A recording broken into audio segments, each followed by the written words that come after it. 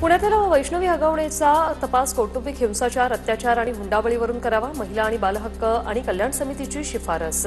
तर पुण्यातील तत्कालीन पोलीस महानिरीक्षक जालिंदर सुपेकरांचीही चौकशी करण्याची मागणी. पुरंदर विमानतळाच्या भूसंपादनात संमती देणाऱ्यांसाठी प्रथम येणाऱ्यास प्रथम प्राधान्य हे तत्व वापरण्यात येणार. प्रथम येणाऱ्यास प्रथम प्राधान्य देऊन एरोसिटीत भूखंड वाटप करण्याचा निर्णय. पुण्याच्या हिंजवडीतील लक्ष्मी चौकात अतिक्रमण काढण्यास सुरुवात. अतिक्रमण हटवण्यास विरोध करणाऱ्यांना अजितदादांनी दिला होता इशारा. नोटीस दिल्यानंतर व्यापाऱ्यांनी स्वतःहून दुकानाची जागा मोकळी केली.